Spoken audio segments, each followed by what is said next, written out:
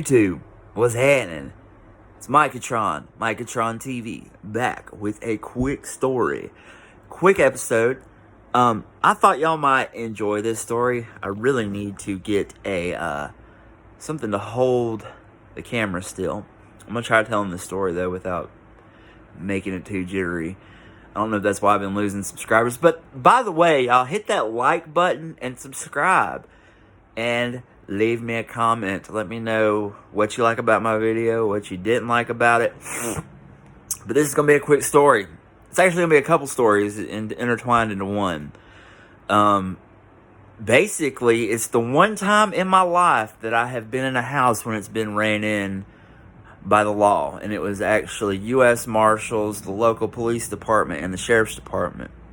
And they were looking for somebody. But the person they were looking for wasn't there, but a lot of people doing a lot of illegal stuff were. So I'm going to take y'all back to the year, guess. If you watch my channel, you're probably going to guess it, 2004. I was at my very best friend who has passed away since his house, or his dad's house. And we were, obviously doing dope, methamphetamine. It was probably 2 o'clock in the morning. Funny side note, most nights are early mornings like that. He lived in a neighborhood where all the houses were really close together. So we could walk outside on his front porch, and most nights at like 2 o'clock in the morning, you could look directly to your right and see in his neighbor's living room window.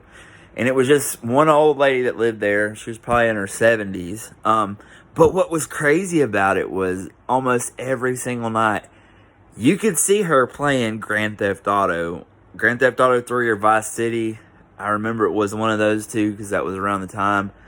So yeah, I don't know why that was cool, but just knowing that old lady's in there jamming out to some Grand Theft Auto is pretty cool.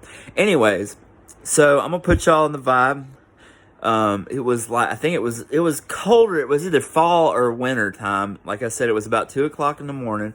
We had just walked in. There was probably about 8 people there in a 3-bedroom house. It was me, my best friend, and one other dude. We're all just chilling in the living room. We were listening to Tool. I'm pretty sure we were listening to the Lateral of this album, and it was on really low. And all of a sudden, we hear a car door shut, and it's like multiple car doors shut. And I didn't see any headlights because the way his house was is when a car would go driving by, the lights would hit his front window, and you would know when there was a car going by. And so I heard multiple doors shut, and it was like, what the fuck? Zach got up, he turned the music down. All of a sudden we hear boom, boom, boom, open the door, it's coming down. I think that's what they said. It's been so long ago. And, before something like that happens, you're always like, man, if that happens, I'm going to go flush everything down the toilet. I'm going to run out the back door. No. It might have been because we were on speed. It might have been just because it hit us off guard. But everybody froze. And guess what they did?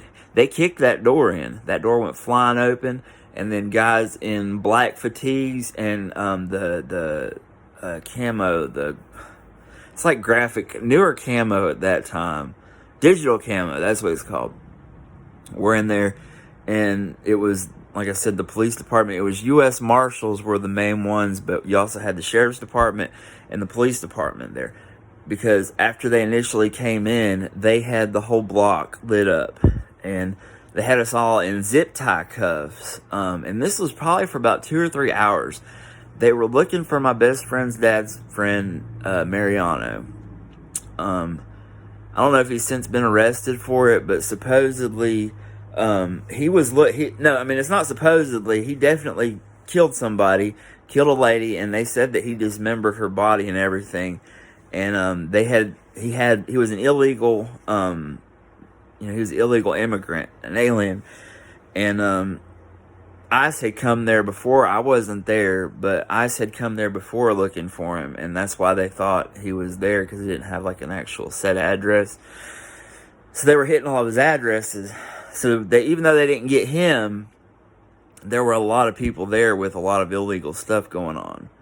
So I want to say there was probably about 8 people there, and out of the 8, about half of them wound up going to jail over warrants or having something illegal on them. This dude Mariano, he was a good dude, man. You would have never known. I mean, I'm not saying he did it. I'm just saying he was wanted for it, and this was 16 years ago. I had no idea if the man's got caught for it, if he beat it, what happened to him.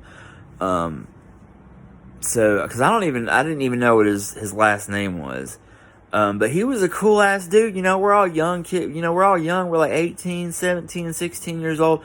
And he's just kicking it with us, man. He even gave us all like little nicknames. And it always ended with fish. It was like clown fish, big fish, little fish. And dude, he was just a cool ass Hispanic dude, man, that liked to smoke a lot of crack. Side note, this dude was actually wanted to kill me, I'm pretty sure, or at least fuck me up really bad. He had gotten I guess it was his girlfriend at the time. This was a while before all this happened. She was illegal too, and he had paid my best friend's dad to let her stay there until he could get a place for her, a hotel or something. And she had 2 kids. Okay. I was a piece of shit in active addiction. I'm not even gonna lie. So they had a bunch of bags, and they would be gone through the day, but they left their bags there. And my ass went through them. And this was back, like I said, when the PlayStation 2s were the newest thing out, and I found one in their bags. And these kids were probably like 4 or 5 years old, maybe. And I wound up stealing all the games and everything. And they wound up finding out it was me because I gave them a ride one time to the new place that they were at. And I would get so spun out and high on meth that I would just, somebody could go into my car while I'm in it because I'd be tweaking out in it and take something out and I wouldn't even notice it. Apparently, when I helped them take some of their stuff to their new house, one of the kids had grabbed a book bag that I always had on me, and I'm pretty sure it had the pawn ticket in it. And I remember, I didn't know that they had. I just thought I had lost the book bag, but later on I put 2 and 2 together. And I remember a few days after that, Mariano was wanting me to drive him somewhere. And it was like way out there, and I could just tell something was weird about him. He was just like, he wasn't his normal self. He wasn't talkative and joking around. Like he was really pondering on something. And I guess at the last minute, he changed his mind because I'm still here. Not saying that somebody deserves that for stealing, but I mean it was a pretty shitty move on my part. So back to the story. That was a little second story in there. Just to let y'all know what kind of piece of shit drug addict I was when I was 18. So the U.S. Marshals are there. They don't tell us exactly what they're looking for him for, but we know it's something serious, and later on we found out what people were saying the accusations were on him. So like I said, we had to sit there with the zip ties on, and they were tight as shit for like 4 hours, man. I remember my hand would be hurting, and me and Zach, once everybody got their name ran and they got searched and they knew that they were good, they pulled them out there and they set them on the front porch. And we're sitting there watching the freaking sunrise. There's like 4 SUVs in the front. The road is like cornered off with cops, the sheriff's department, the police department. They take everybody that has warrants or drugs on them, and like I said, it left about half the people that were there. And all of this was because they were looking for somebody that wasn't even there. But they were U.S. Marshals, and they had the police department with them. And they had a reason to believe that he was in there, and they had to secure everybody. And because they had to secure everybody, they had to run their names. A lot of people went to jail that night. Yeah, it's a very scary situation. People can say, man, if they come knocking on the door, I'm going to go running out the back door. I'm going to throw everything in the toilet. But when you hear all them doors shut and you didn't see it, they crept up on us. Like we didn't see any headlights or nothing. when you hear all them doors shut and you're like, what the fuck is going on? All of a sudden, it's not like somebody ran up to the door. It was only 2 seconds later after the time we heard the last door shut, and it was like boom, boom, boom, like that. I think that's part of the reason why when someone knocks on my door and I'm not expecting them, it gives me like terrible anxiety. It will like piss me off. Like that's a good way to not get a hold of me, is to just show up, knock on the door, and I just won't answer, more than likely. So yeah, it was definitely an experience to remember. Like I said, they got there probably about 2 o'clock and they left. By the time everything was cleared out and the last person had left, because I mean this was a long ordeal. They had the house, there was a trailer behind it, a camper, and a garage. They had to go through the entire property. They were determined to find this dude, and somebody apparently had told them that they knew he was there, because they just didn't do a once over and boom, they're gone. Like, they're jamming people up. And I mean, I don't know what they asked the people, if they were trying to find people to jam them up, so hopefully they would give them information. This was one of the few times that I did not have my drugs on me.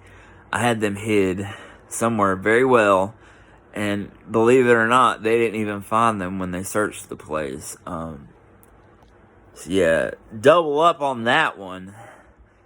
That was definitely the luck of the draw. I'm pretty sure the reason I had stuff hidden was because I was taking Xanaxes, or had planned on taking Xanaxes that night, and I had done that before, and somebody had pilfered through my pockets when I passed out and stolen my shit. So I was like, well, I'm gonna hide it somewhere where only me and Zach know where it's at. And it wound up saving me, man. So yeah, that is the time that the Marshalls came kicking in my best friend's front door. And it was a crazy experience, just dealing with all those different cops in there. And it wasn't like they were there for anyone that was there, but the people that were there got jammed up because somebody killed somebody and they were thought to be there. But anyways, y'all, I hope y'all like this story, man. It was just something that I remember today while I was at work. That's usually whenever I think of these stories.